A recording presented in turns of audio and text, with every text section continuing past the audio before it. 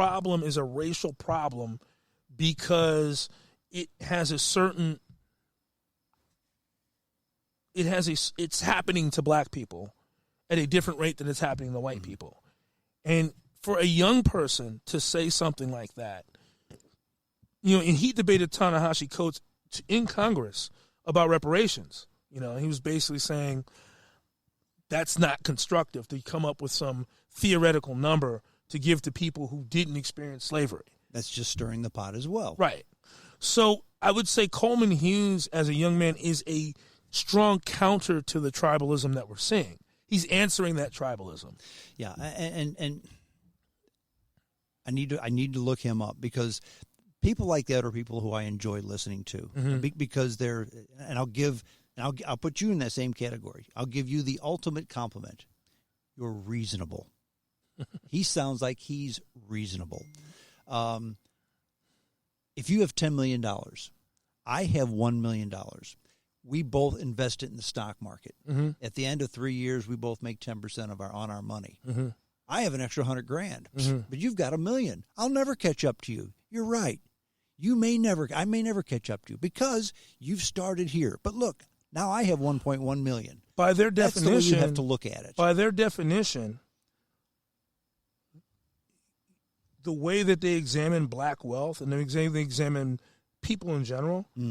If you make 10% on that 1 million in the stock market, technically you got poor according to them because they're saying the inequality between you and that other person got larger. It's a fallacious way to understand wealth because they understand wealth as a zero-sum conserved. I mean, resources are limited, but wealth is not something that it's not like a football game. No. Somebody doesn't win in the end. You having 152,000 and someone else having $1 million. If that person makes 10 million and you now have 520,000, you haven't become poorer relative to that person. You now can buy the things because part of and again, getting back to tribalism, the seeds of it is sold, I think, in the intellectual movement.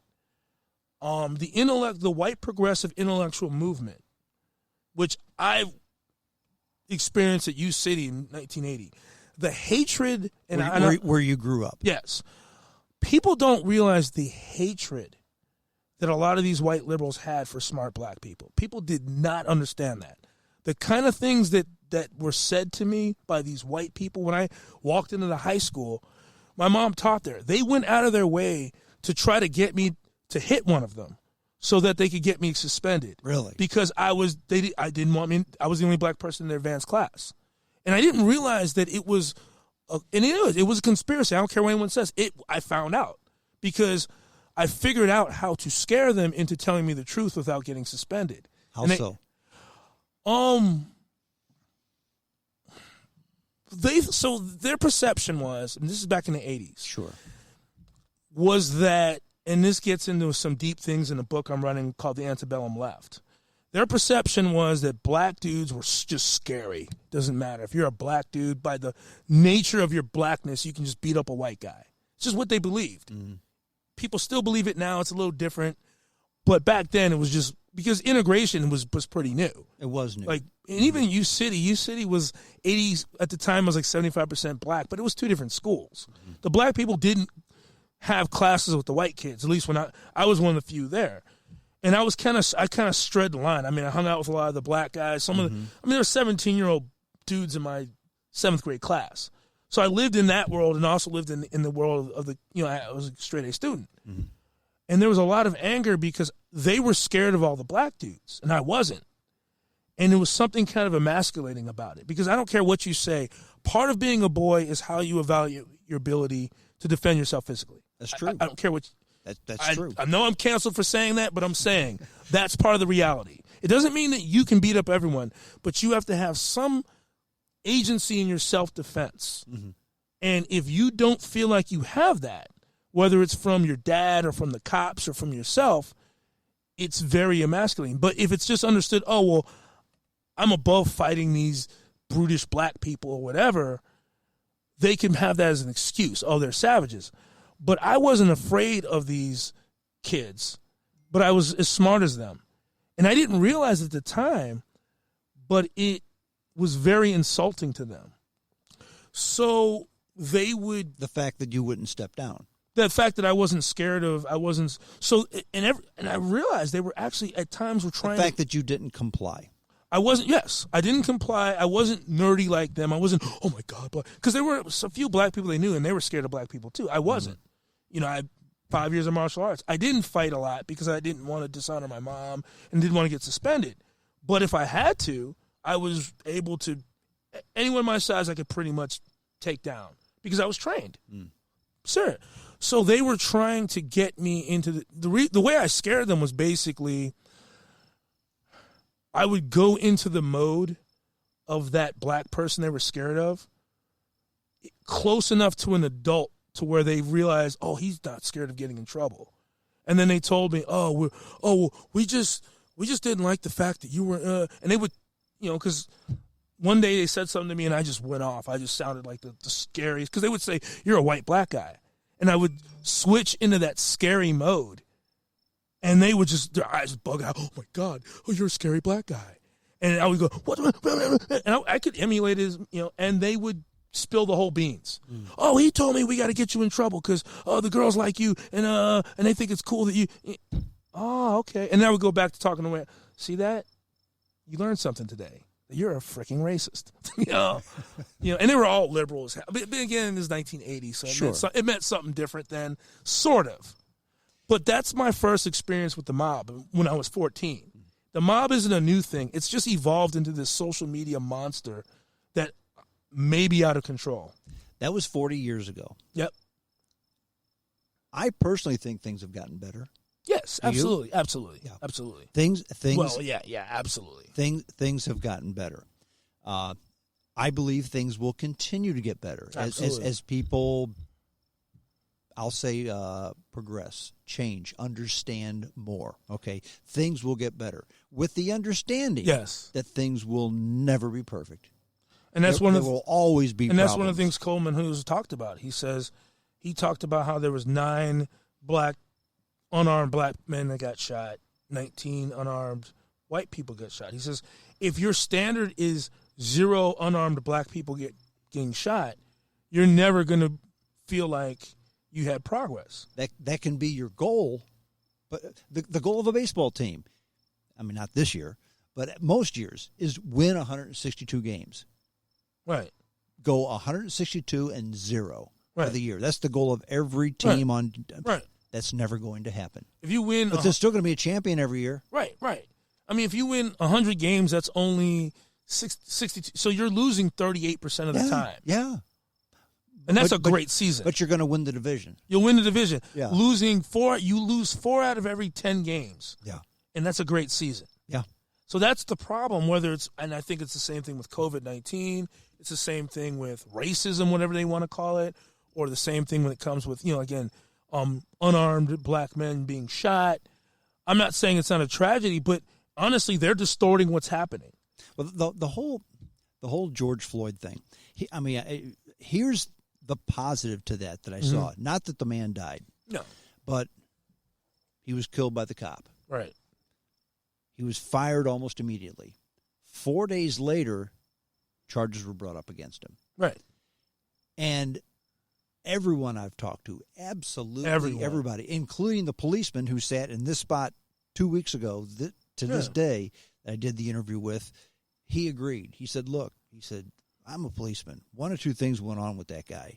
Either he wasn't trained properly and didn't know what he did, or he was trained properly and he just wanted to get that guy. Right. He said, there's no way that should have ever happened. Right.